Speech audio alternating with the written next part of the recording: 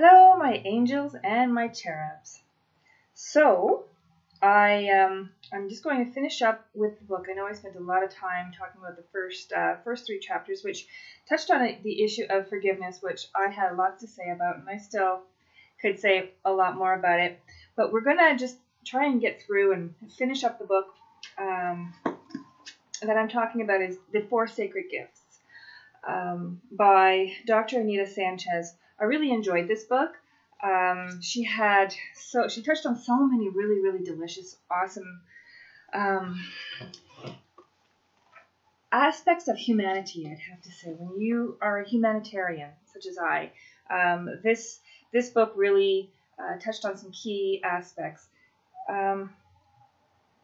So more of I think it's more of a call to action, a way of conducting yourself as a human being towards other people.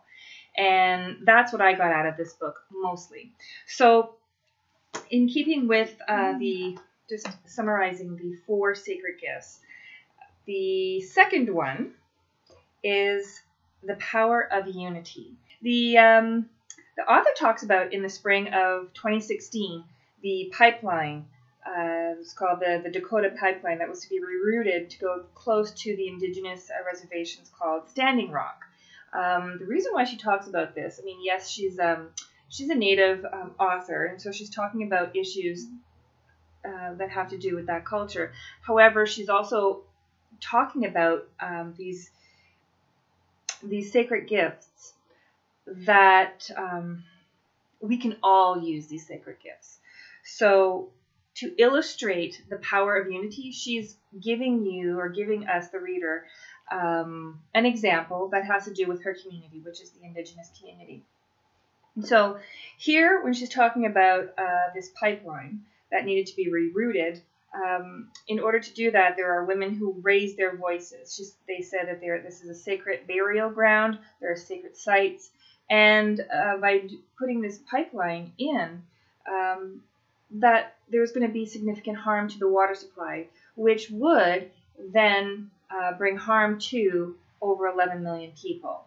And so it wasn't just the people who were within the vicinity of that pipeline. So she talks about that in context. So the women gave a really clear message. They said, we need clean water, and so therefore water is sacred to us and to future generations. Now, how does this illustrate the power of unity? Well, this is a group of people who came together in unity to speak not only for themselves, but also out of concern for the general better good of all concerned, for themselves and for future generations. And that is the power of unity. When you are operating from a mindset of separateness, when you think that you are separate from the rest of the world, and that the things that you do not matter, she says this is basically the mindset of a disease. So she quotes the words of Chief Lane Jr., and he essentially says, the mindset of I am separate, that is a disease mindset. It's a disease to the circle of life and to the human heart. Sanchez asks, what problems do you see happening right now? So it's kind of a call to action again as an author to the reader. What problems do you see happening in your environment right now? How am I a part of the problem? So if you are in it and you're not doing anything to help the problem, then you are part of the problem. So in that way, what can you do to help resolve the issue? Who else can I join to help repair or resolve the problem? So that again is a call to action. What can you do as a person within your own community? So she said something that actually gives me a lot of hope. I've been wanting this for such a long time. I've been really talking about how plastic and waste is not going to be solved by just reducing our garbage, and that when we have to reduce our garbage, we have to reduce the amount of things that we buy, and what we buy usually are essentials. If you're living on a reduced budget, such as myself, then you are really picking and choosing the things that you buy and you purchase, to bring into your home. So that already reduces the garbage as compared to other people, perhaps. But what we buy is in containers that are plastic, and a lot of them are single-use plastic. And so we, out of necessity, are buying things like shampoo and foods and what have you, and in stuff that are harming our planet so that we can survive, because we need what's inside those containers. So here, when she talks about this on page 73, she talks about Walmart, which is a huge distributor worldwide. And their goal is to use 100% renewable energy to produce zero waste and sell only sustainable products. I was so happy when I saw this. This is on page 73.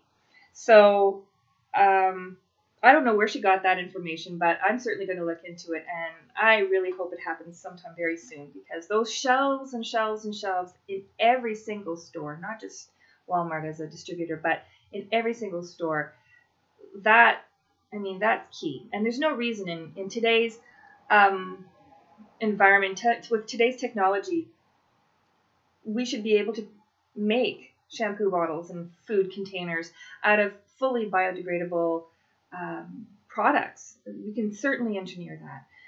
And yes, their shelf life might not be as long, but they all have expiry dates. So perhaps it shouldn't stay on your shelf for 20 years, So make biodegradable containers. That would be awesome. In that way, Sanchez reminds us too that when we understand how we are interconnected and that what we do really does matter, we can positively affect the world. So, boom, that is sacred gift number 2. Done. All right, let's move on to sacred gift number 3, the power of healing. Remember when I said in the first chapters, Sanchez told us to listen with the softest part of your ear.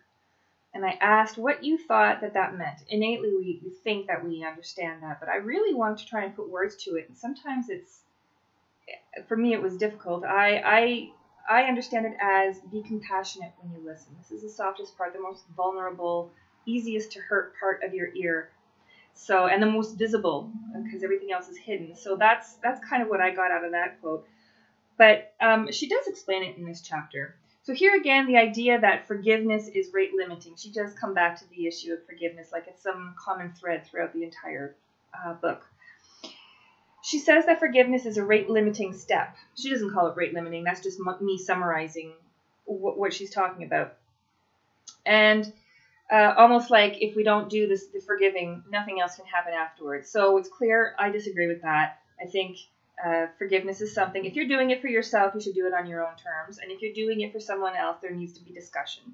And that discussion needs to have accountability and a lot of other things that aren't discussed in this book. So anyway, she says we do not need to stay locked into those areas where we feel anger, danger, and hurt.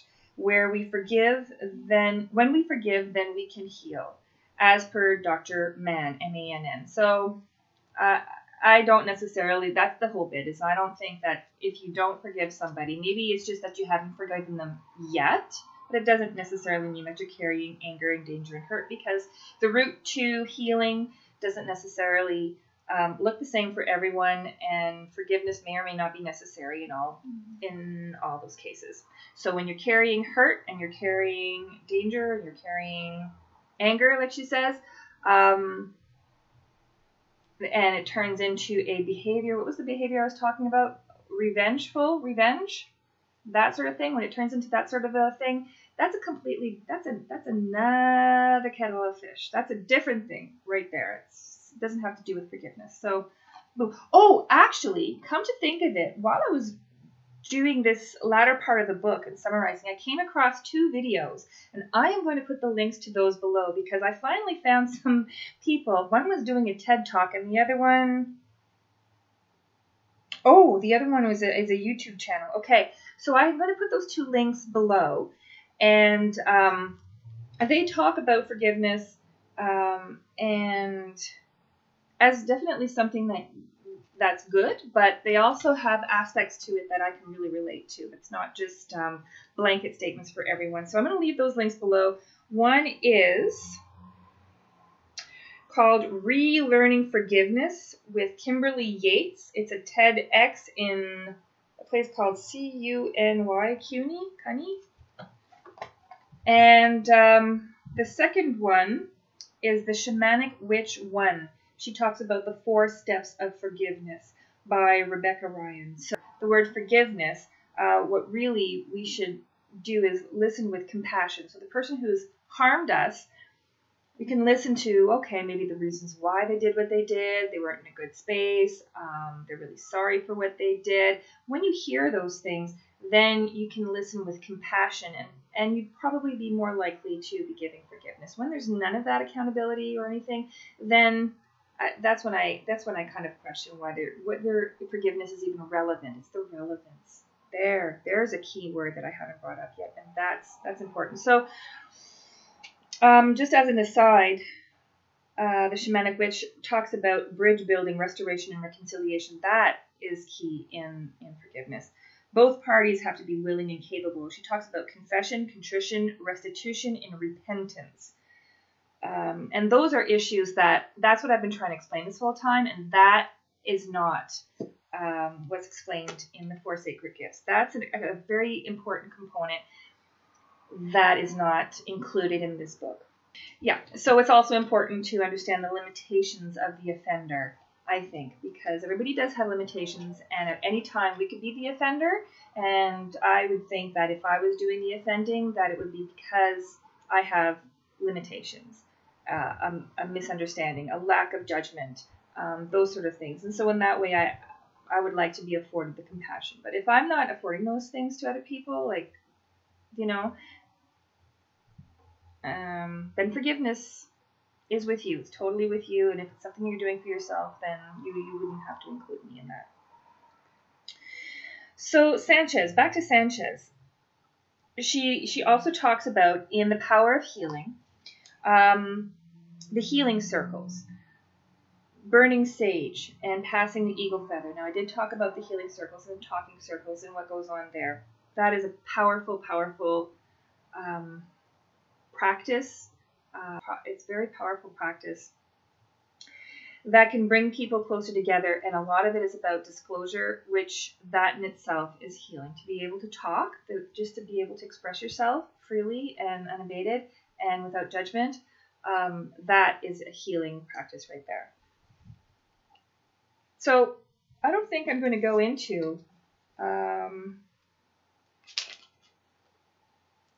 she says, for hours, each person sits mostly in silence. Now, is this something we do in our Western culture or in any, this is very unique. For hours, each person sits mostly in silence to give the gift of listening as each woman takes her turn to speak. To the untrained observer, it may appear as 35 disjointed stories. To those of us who are practiced in this community process, we know that somehow, by listening, bearing witness to one another, we will all leave transformed speakers and listeners. Sitting for hours in a circle, we begin to hear not only the words, but also the silence, what I like to call the music between the words. So she talks about how listening is essential to sustaining relationships. So here's a bit of a to-do on your never-ending to-do list, a challenge perhaps in your daily interactions. Try this. The next time you want to speak, when you're in a conversation with somebody, do a little bit of extra listening. Now, in some contexts, that may not be appropriate because in a work context or whatever, when you're expected to speak, whatever. I mean, play your role and do your job. But I think for the most part, anybody we're working with, anybody we are shopping with, spending time with, living with, we're all humans. We all need to connect on a human level. And so I think part of that humanness, that connection that you need comes from being heard. You need to be heard. Everyone needs to be heard. I need to be heard. And so be the one to do the listening. Really sit there and listen to someone when they are talking, and right when they might be expecting you to interrupt, perhaps, or when they're expecting you to have an exchange, maybe take an extra minute to pause and let them know. Tell me more. Can you give me a little bit more? Let me know more about what that was like for you. Let them talk and really, really unburden their soul. That doesn't take a PhD in psychology to do. That does take skill. And it is such a gift. And here she's talking about it as the power of healing. And it really is. So there you go. There's a nice thing to work on, I guess. I like to work on that. So here she clarifies on page 100, listening with the softest part of your ear is to listen with empathy and compassion, bringing your whole self to be present for the other. Listening is an absolutely core element that supports your use of the third sacred gift, the power of healing. And then she goes into quite a few other things, but suffice it to say, I'm going to be just highlighting some key points and not going into meticulous dissertations about every paragraph in the book, I think. So, boom! That was the third sacred gift. Now we're into the fourth sacred gift. So, let's get on to this. Woohoo! Under 20 minutes still. Here she talks about the stories about ceremonies and the symbolism of animals. She says that hope is an energy source, the source of energy. You can call it the grandfather, the grandmother. Many indigenous folk will refer to that as the grandfather and grandmother. A lot of the Abrahamic religions will talk about God with a capital G. Allah for Islam, people who are Muslim. The universe, Tao, nature, consciousness, Matrix, if you're a bit more of a movie fan, or in controlled remote viewing, if you go into the study of that originally, that this energy source to which we tap into to connect and communicate with each other, which is a very real thing, and they can call that the Matrix. But whatever it is that you call it, it represents a connection between people, the earth, and spirit, and that's what she underlines. There are dangers in doubt. All thoughts and actions have impact. The doubt. What is the doubt? It's that voice inside yourself, the internal critic that says your dream or your idea is absurd, or that you are not good enough to achieve your dream. So that is your doubt, and that can be dangerous because it'll hold you back. And I've had a little bit of that voice actually inside my mind in these past few weeks. I've certainly been wanting to put out videos now that I've sort of desensitized myself to the initial shock of putting myself out there. I'm encouraging myself to try and do a little bit more at a quicker pace, but I do have that doubt, and perhaps everybody to some extent has that doubt. In one way, it tempers yourself and maybe stops you from, doing something terribly uninhibited. Maybe it cautions you, but I think we have to sort of find a balance and temper that and sort of say, okay, this is an unrealistic fear or concern that I have, and this is something that potentially that can help other people and share information with other people. So let me find a balance in that and maybe try and get back on board and make another video and, in context with your goals, maybe whittle away a little bit at that self-doubt and try and get on to the next level of achievement, something to be proud of, something that you can give onto the world. So the possibility of failure kills drive to create positive change. That's what she says. The current state, keeping things the same, status quo, it's familiar even if it is not what you may want. So you may want to stay with what's comfortable simply because implementing change takes effort. And it's going out into the unknown. It's going out into, it's creating a new road for yourself. You have to sort of cut out the weeds, those very long weeds that have been in your way, and make a new path, which is relearning new habits, relearning new ways of doing things, and rethinking the plan. So some folks see doubt as a strength builder. Now, this is nice because she looks at two sides of the same blade. Some folks see doubt as a strength builder because it prompts them to ask others for help, and then they have to trust the other people, which builds strength in community, which goes back to her second sacred gift, I think, which is the power of unity. She quotes an elder, Henrietta, that said, "Anita, you think that the worst thing that has ever happened to our people was being murdered and having our sacred lands taken?" She says, "You are wrong. The worst that can happen to our people is to lose hope." I don't think I even named the fourth sacred gift at the beginning of this little intro. I said, woohoo, the fourth sacred gift, but the fourth sacred gift is hope. That is the power of hope. That is the fourth sacred gift.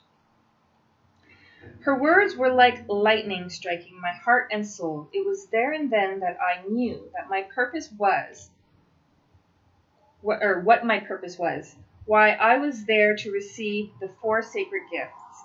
They gave me strength now to take action, to fulfill my dreams. Here she says, the hope is a spiritual muscle. It is a practice, one in which vision and dreams play a critical part. Hope in action brings the ordinary, what can be seen and known, with the extraordinary, which is the world of what one imagines, which is a really, really positive way to end this. That's towards the end of the book. She has some really, really interesting things at the end of the book as well. Prayers and blessings and so on, elders' words. It's a really positive way to end the book by saying, reach for the stars and don't let doubt sort of hold you back. Unite with other people and trust in the connection that you have with other people. Know that what you do and what you say matters. Be the person that matters to someone else as often as you can. These are the messages that I've received from this book. And probably just so many other things. It's really, really a delicious read. It really kind of made me sit down and think, ponder. And another exercise that I was doing while I read this book was to journal. And this is just a simple scribbler that I have. This one I call is a scribbler for teachings, which is a word that Indigenous people use quite a bit. I've been looking into my own history. I mean, certainly my features suggest that there's Indigenous in my background. I was not brought up as an Indigenous person at all. I identify as French Canadian. I identify in my early years as Roman Catholic. In my adult years, from the years perhaps of age 20 and onward, certainly Wicca and paganism has been very much part of my life. But I've also been very interested in learning about other people. And I think I have not learned enough about the Indigenous people. And I know that somewhere in my lineage, I think I'm going to be continuing to do more research.